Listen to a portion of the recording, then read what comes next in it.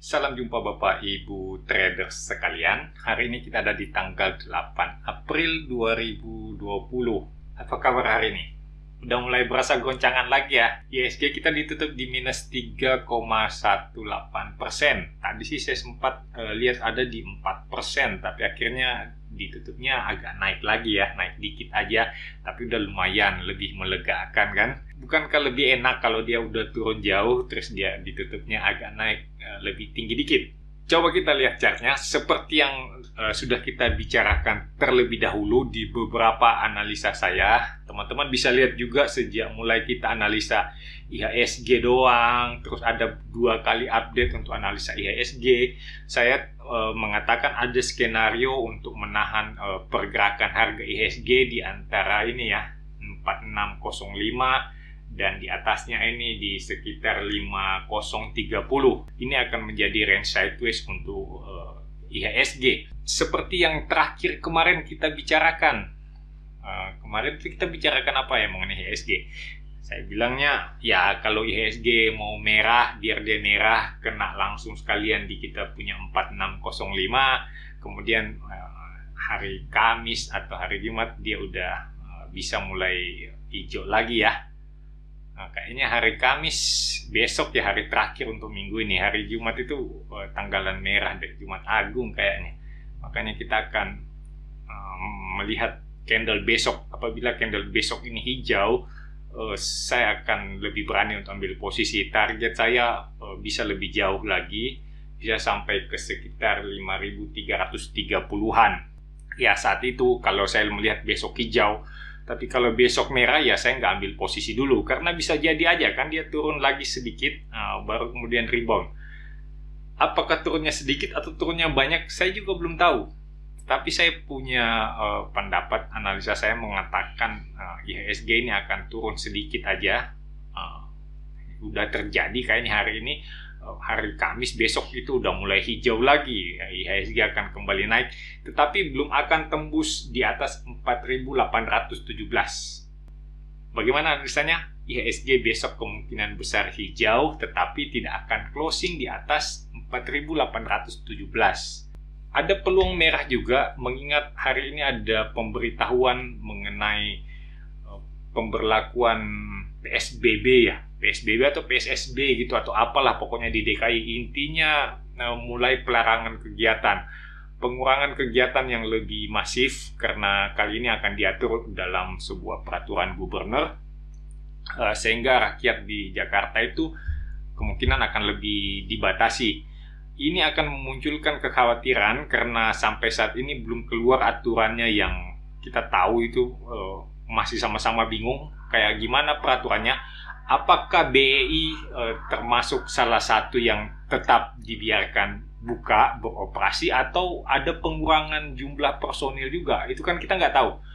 Sejauh yang kita baca, bos BEI udah bilang selama Bank Indonesia buka, BEI tetap operasional. Semudah itu mereka ngomong kan. Ya itu kan katanya direktur BEI. Kita nggak tahu apa kata Gubernur. Kalau Gubernur bilang udah tutup, ikutan juga semuanya dikurangin. Nah, tentu saja ada pengaruhnya buat operasional Bursa Efek Indonesia. Ini yang kemungkinan besar diantisipasi oleh market. Kemudian pelaku pasar udah mulai dalam situasi yang tidak pasti, dan situasi yang tidak pasti itu selalu menjadi resiko. Karena itu trader selalu bersiap mengantisipasi apapun yang akan terjadi di kemudian hari. Terus kita harus ngapain dong?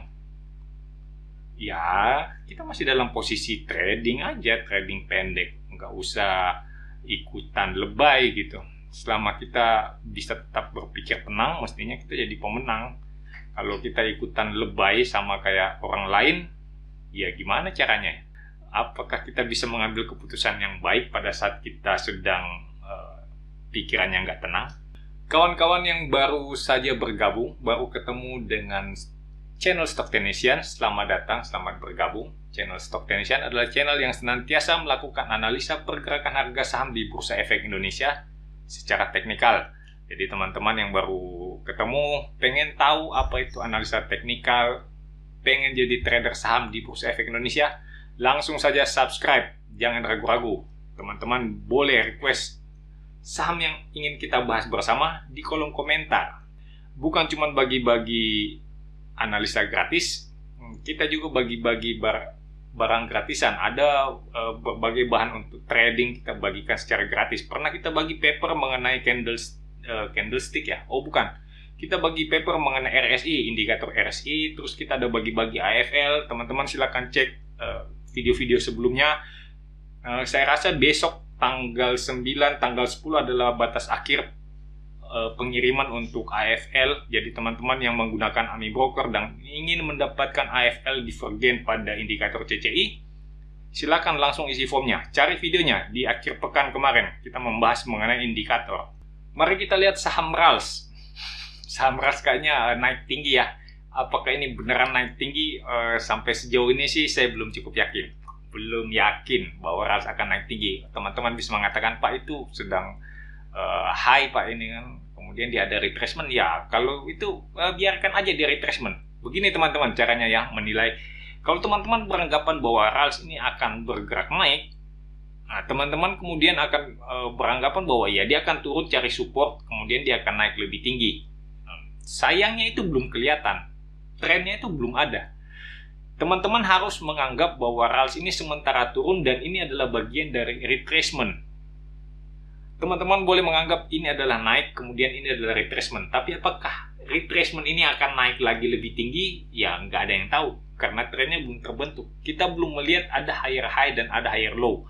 Sekarang kita baru lihat ada satu lower low. Ini adalah lowest selama ini, kemudian dia mulai bergerak naik. Teman-teman paling nggak harus nunggu satu kali lagi higher high, baru teman-teman boleh mengatakan oke, ada 2 kali higher high ya. Kalau dia di atas ini lagi, udah di atas ini ada 2 higher high dan ada satu higher low, kemudian di sini ada 1 kali lagi higher low, kemudian kalau ada lagi teman-teman akan mengatakan oke, ada 2 higher high dan 3 higher low, sehingga kita bisa mengatakan trennya udah kelihatan mulai naik meskipun masih minor.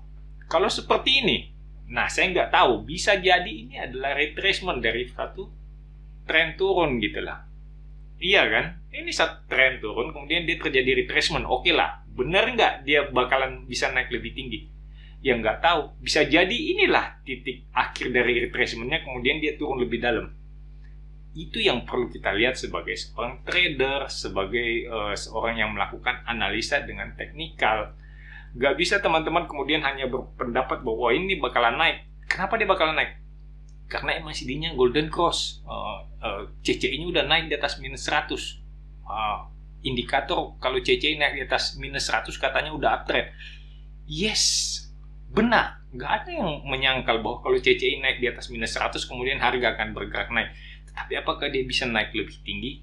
Sampai seberapa jauh dia naiknya? Nah, itu yang teman-teman harus pastikan dulu. Kalau dia sekedar naik, ya benar naik. Tiap kali dia naik di atas minus 100 ya candlenya hijau kayak gini kan. Dia naik di atas minus 100 ya candlenya hijau. Nanti teman-teman lihat lagi di mana. Sebelumnya lagi, nih, ini. Dia naik lagi di atas minus 100, ya memang dia naik. Tapi apakah ini beneran naik? Kemudian kan dia turun lebih dalam. Dia naik memang di atas minus 100. Oke, apakah teman-teman yakin dia sampai di sini? Biasanya masih bisa naik lebih tinggi lagi. Ya kan kita nggak tahu. Makanya kita harus melihat tren. Kalau trennya udah naik lebih tinggi, ada higher high, ada higher low, itu lebih berani kita ikut. Kalau kita masih segini ya nggak apa-apa sih ikut. Kita lihat ya spekulatif namanya ya. Kita harus berjaga-jaga dengan stop loss yang cukup ketat karena kita nggak tahu sampai di mana titik resistennya. Untuk saat ini kita akan mengatakan untuk RALS ini kita punya support ada di bawah sini ya. Nah, ini kelihatan sebagai support, teman-teman bisa lihat ada di sekitar angka 520-an. Ini adalah support untuk RALS. Nah, sampai saat ini kita melihat ini adalah resisten. Nah, sampai RALS kemudian berhasil naik di atas resisten kotak kuning di sekitar angka 650 sampai 670, barulah kita mengatakan oke, ini kemungkinan besar akan bergerak naik karena kita sudah melihat ada higher high dan ada higher low.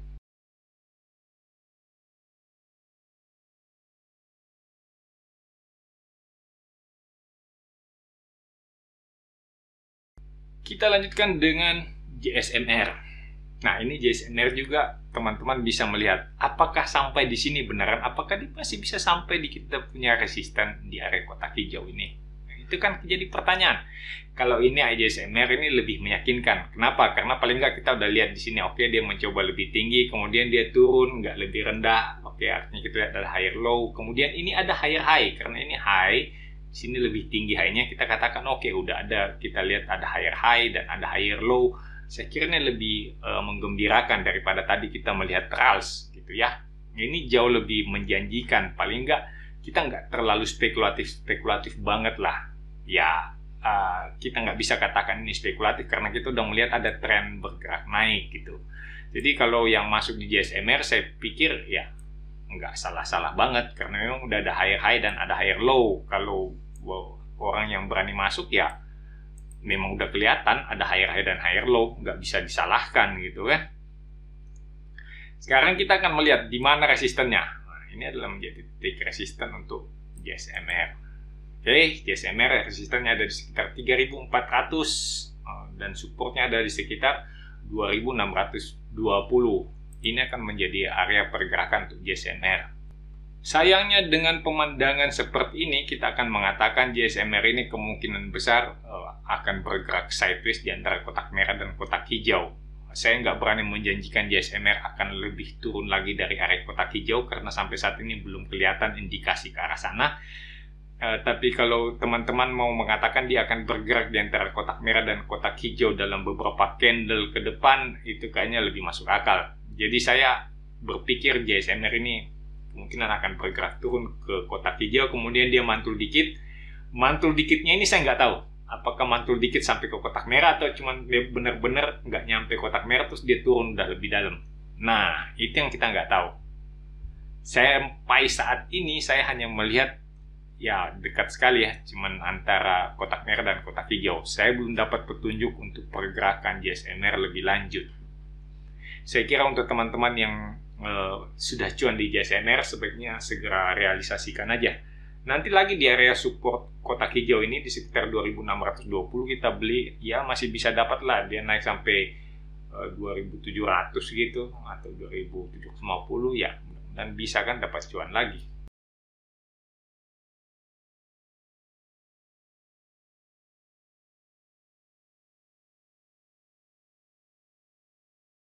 Berikutnya kita lihat LPPF.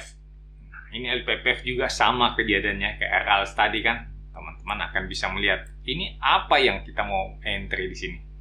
Apa tujuannya kita entry? Hanya karena melihat dia candle hijau dua berturut-turut.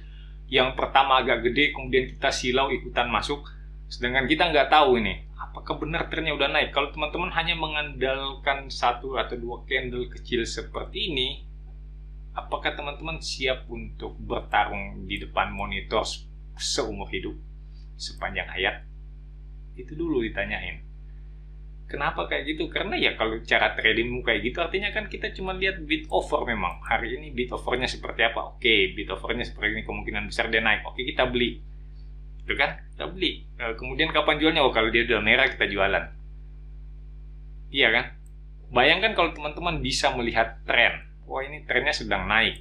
Ya udah saya beli, kemudian saya lebih santai hidup.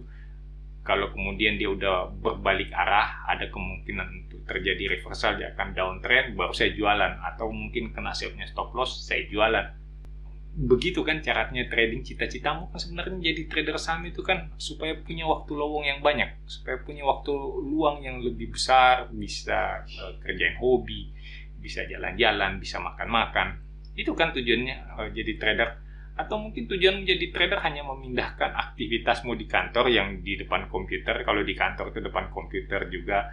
Kemudian kamu jadi trader karena bercita-cita mau memindahkan aktivitasmu ke rumah. Jadi kamu nggak usah di kantor, kamu di rumah aja tetap di depan komputer juga, 8 jam sehari juga. Kalau itu cita-citamu sekarang udah terkabul kan? Semuanya di lockdown, semuanya kerja dari rumah, depanmu juga di komputer sepanjang hari, nggak ke kantor, kerjanya juga dari rumah, ya cita-citamu udah tercapai. Nggak usah jadi trader. Seperti ini kita belum tahu ini trennya udah naik apa enggak. Bahkan belum ada higher low. teman-teman hanya melihat dia cuma satu kali jalan, habis itu dia turun lebih dalam gimana? Apakah teman-teman nggak takut lihat seperti kejadian di sini, dia cuma naik sedikit dari sini, dia naik sini, oh dia hijau, naik, ternyata dia turun lebih dalam. Ini bagaimana ceritanya kalau di sini? Ya teman-teman harus nungguin kan tiap hari, dia naik, dia merah atau hijau nih, merah atau hijau. Ya lihat aja di perapatan merah atau hijau lampu itu lebih gampang ngelihatnya, nggak ada risiko kehilangan duit daripada teman-teman main tebak-tebakan merah atau hijau di bursa, ada risiko kehilangan uang. Aneh nggak cara trading? Makanya saya selalu katakan, lihat tren. Kalau belum ada tren yang terbentuk, kamu akan sia-sia. Kamu akan menghabiskan banyak waktu untuk menghasilkan uang yang tidak seberapa. Saran saya untuk LPPF, jangan dulu deh. Belum ada tanda-tanda yang bagus untuk entry.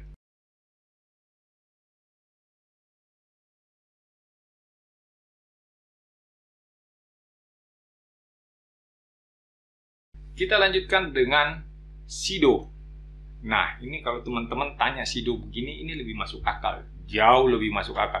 Ini sangat-sangat rasional kalau seorang trader membeli saham seperti Sido.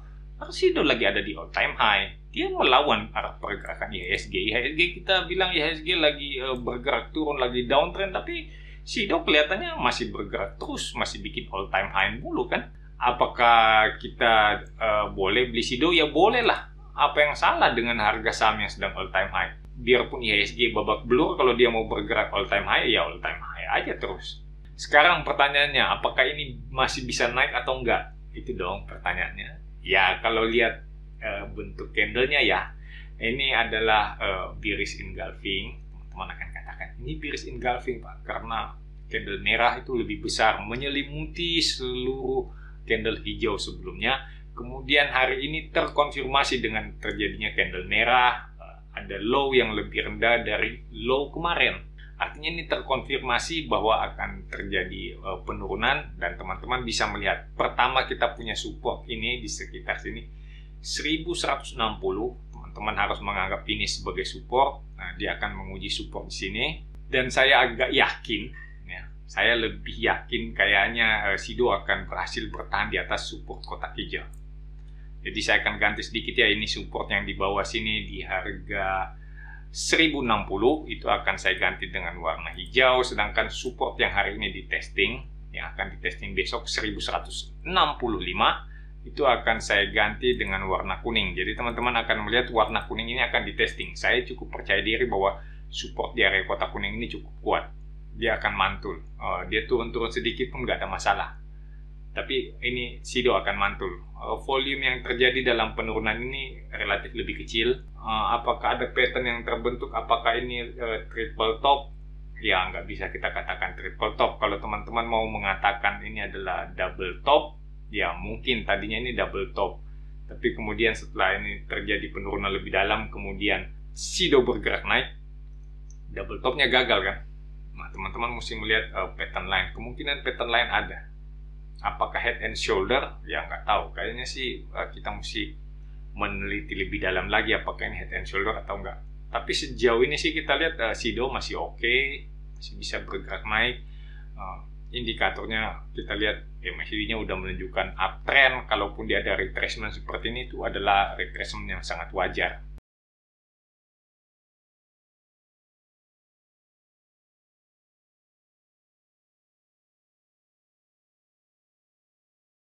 Kita lanjut dengan TBIG.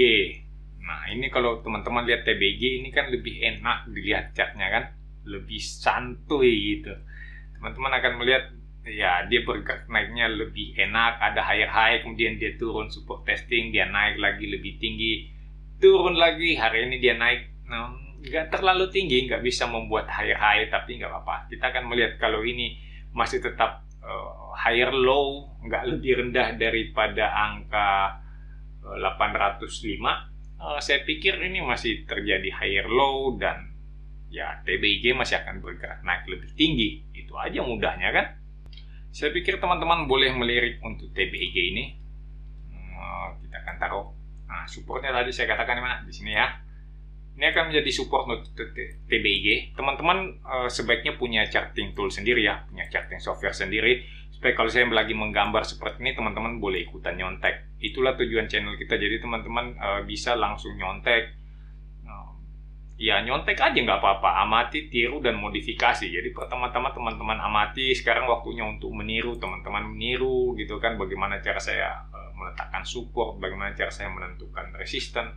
Nah nanti kemudian teman-teman bisa modifikasi sesuai dengan cara trading yang lebih nyaman buat teman-teman semuanya. Jangan cuma dilihat-lihat terus dicatat-catat angkanya, akhirnya suatu saat kelak tiba-tiba saya nggak bisa bikin video, gimana?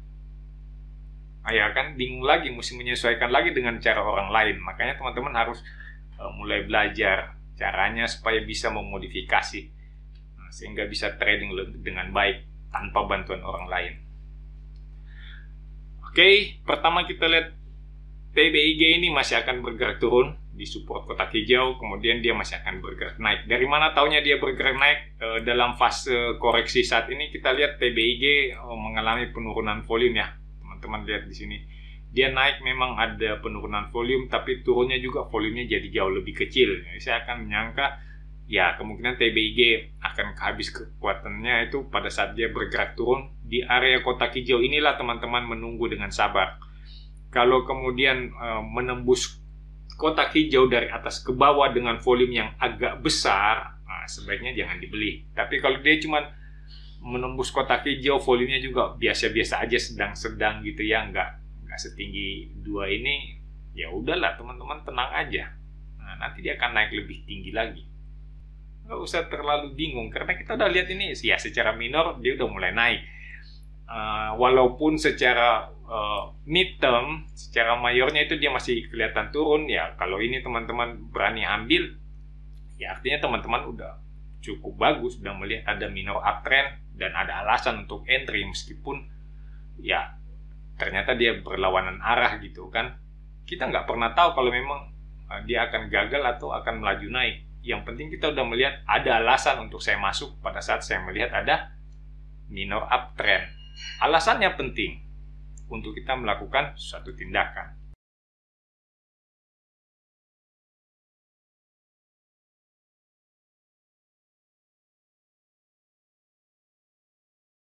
Oke, kita lanjut dengan ITMG.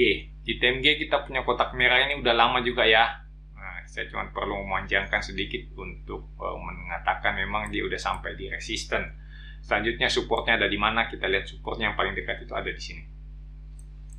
Ini juga udah cukup alasan untuk entry, walaupun kita masih melihat memang secara midterm dia turun ya. Tapi secara minor kita udah bisa mengatakan ada higher high dan ada higher low. Seumpamanya pada kesempatan koreksi kali ini kita punya ITMG cuma sampai di sekitar 7.350-an atau sampai di 7.300, teman-teman akan mengatakan oke, kita melihat ada higher low lagi, udah ada higher high dan ada higher low, kemungkinan besar ITMG akan bergerak naik lebih tinggi. Semudah itu kita melakukan analisa. Tetapi sampai saat ini saya masih meragukan kekuatan support kotak hijau, karena kelihatannya di sini ada terjadi peningkatan volume ya. Jadi dia bergerak turun ini ada terjadi peningkatan volume dan dia bergerak naik kelihatannya penurunan volume gitu, penurunan volume transaksi. Jadi kayaknya pasar kurang semangat. Menurut saya area kotak hijau ini masih agak meragukan. Teman-teman boleh menyingkir lebih dahulu, yang udah cuan segera realisasikan cuan, karena kita lihat ITMG ini masih akan bergerak turun.